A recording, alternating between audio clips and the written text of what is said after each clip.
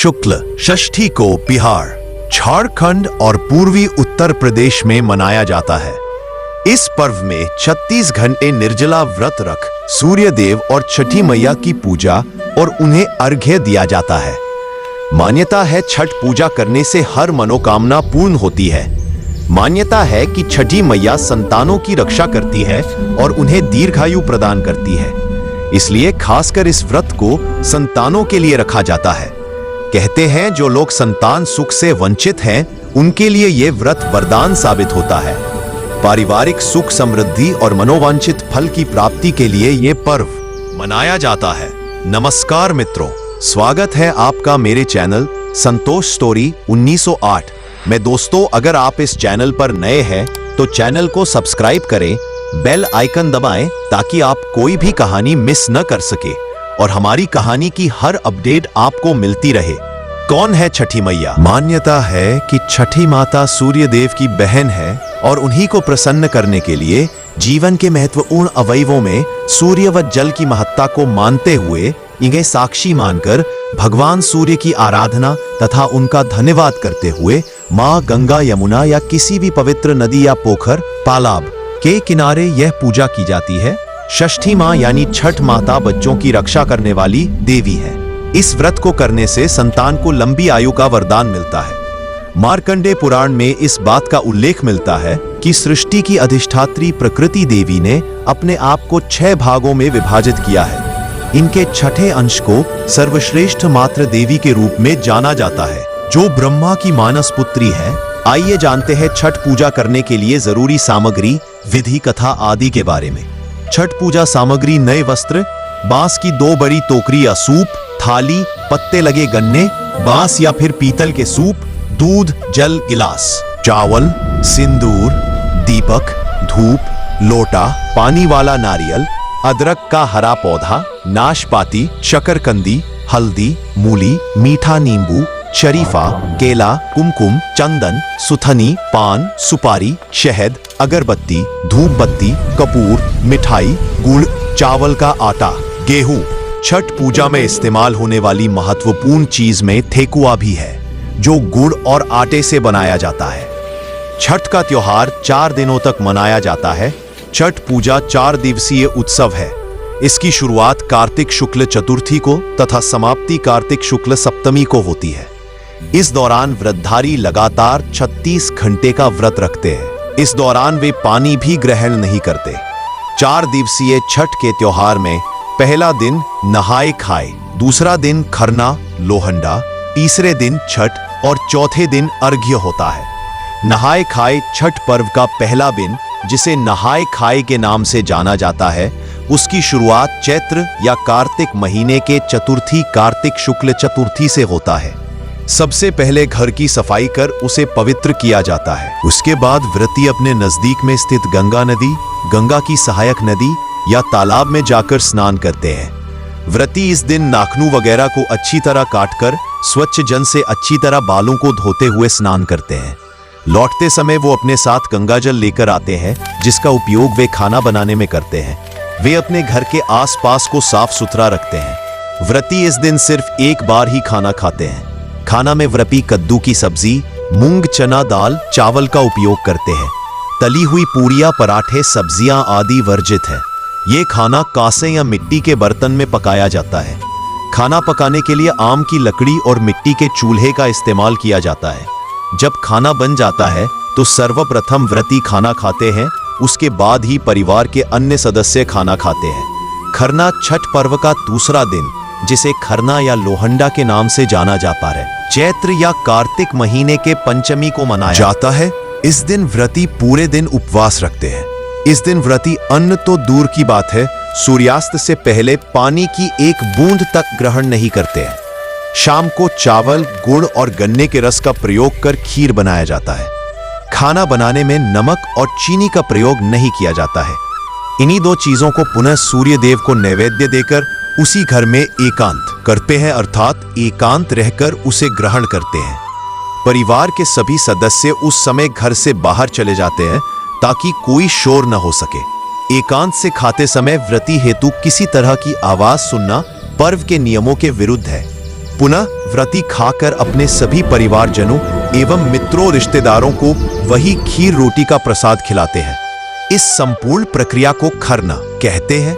चावल का पिट्ठा और घी लगी रोटी भी प्रसाद के रूप में वितरित की जाती है। इसके बाद अगले 36 घंटों के लिए व्रती निर्जला व्रत रखते हैं। मध्य रात्रि को व्रती छठ पूजा के लिए विशेष प्रसाद ठेकुआ बनाती है। संध्या अर्घ्य छठ पर्व का तीसरा दिन, जिसे संध्या अर्घ्य के नाम से जाना जाता है, चैत्र या कार्तिक शुक्ल षष्ठी को मनाया जाता है। पूरे दिन सभी लोग मिलकर पूजा की तैयारियां करते हैं। छठ पूजा के लिए विशेष प्रसाद जैसे ठेकुआ, चावल के लड्डू जिसे कचवनिया भी कहा जाता है, बनाया जाता है। छठ पूजा के लिए एक बांस की टोकरी, जिसे दौरा कहते हैं, में पूजा के प्रसाद फल डालकर देवकारी में रख दिया जाता है।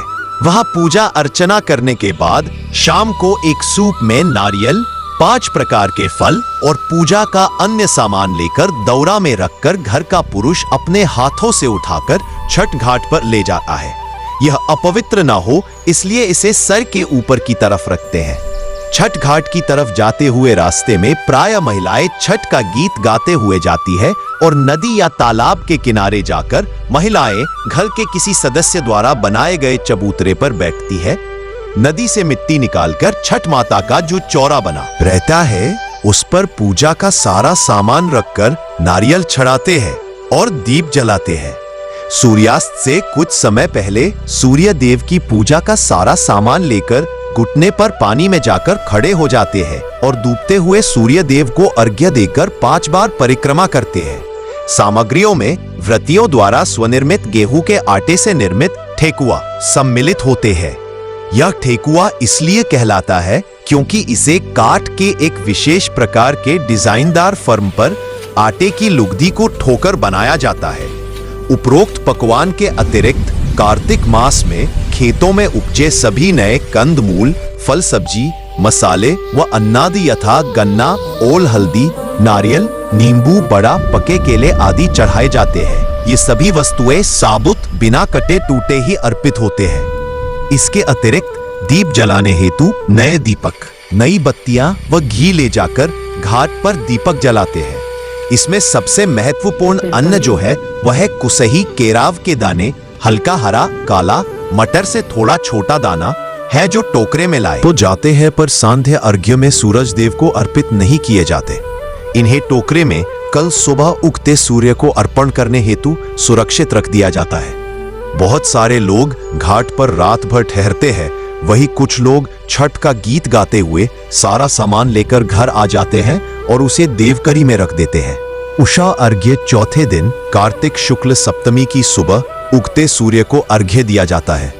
सूर्योदय से पहले ही व्रती लोग घाट पर उगते सूर्य देव की पूजा हेतु पहुंच जाते हैं और शाम की ही तरह उनके परिजन उपस्थित रहते हैं। संध्या अर्घ्य में अर्पित पकवानों को नए पकवानों से प्रतिस्थापित कर दिया जाता है, परंतु कंद, मूल, फलादि वही रहते हैं। सभी नियम विधान सांध्य अर्घ्य की तरह ही होते हैं। सिर्फ व्रती लोग इस समय पूर्व दिशा की ओर मुंह कर पानी में खड़े होकर सूर्योपासना करते हैं। पूजा अर्चना समाप्त होने पर घाट का पूजन होता है। वहां उपस्थित लोगों में प्रसाद वितरण करके व्रती घर आ जाते हैं और घर पर भी अपने परिवार आदि को प्रसाद वितरण करते हैं। व्रती घर वापस आकर गांव के पीपल के पेड़, जिसको ब्रह्म बाबा कहते हैं, वहां जाकर पूजा करते हैं। पूजा के पश्चात कच्चे दूध का शरबत पीकर तथा थोड़ा प्रसाद खाकर व्रत पूर्ण करते हैं, जिसे पारण कहते हैं। व्रती लोग पहले दिन से इस दिन तक निर्जला उपवास के बाद ही नमक युक्त भोजन करते हैं। 2. भगवान राम और सीता माता ने भी किया था उपवास। एक मान्यता के अनुसार लंका पर विजय पाने के बाद राम राज्य की स्थापना के दिन कार्तिक शुक्ल षष्ठी को भगवान राम और माता सीता ने उपवास किया और सूर्य देव की पूजा की और सप्तमी को सूर्योदय के वक्त फिर से अनुष्ठान कर सूर्य देव से आशीर्वाद प्राप्त किया था। यही परंपरा अब तक चली आ रही है। 3.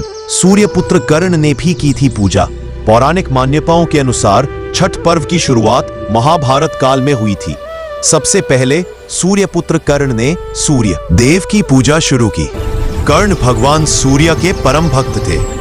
वह प्रतिदिन घंटों कमर तक पानी में खड़े होकर सूर्य को अर्घ्य देते थे। सूर्य की कृपा से ही वह महान योद्धा बने। आज भी छठ में अर्घ्य दान की यही परंपरा प्रचलित है। 4. द्रौपदी ने रखा व्रत, पांडवों को मिला राजपाट। छठ पर्व के बारे में एक कथा और भी है। इसके अनुसार जब पांडव अपना सारा राजपाट जुए में हार गए, तब द्रौपदी ने छठ व्रत रखा। उनकी मनोकामनाएं पूरी हुई और पांडवों को राजपाट वापस मिल गया। लोक परंपरा के अनुसार सूर्य देव और छठी मैया का संबंध भाई बहन का है, इसलिए छठ के मौके पर सूर्य की आराधना फलदायी मानी गई है। ये वीडियो आपको अच्छी लगे तो वीडियो को शेयर करें और लाइक करें। कमेंट में जय छठी मैया लिखना ना भूलें।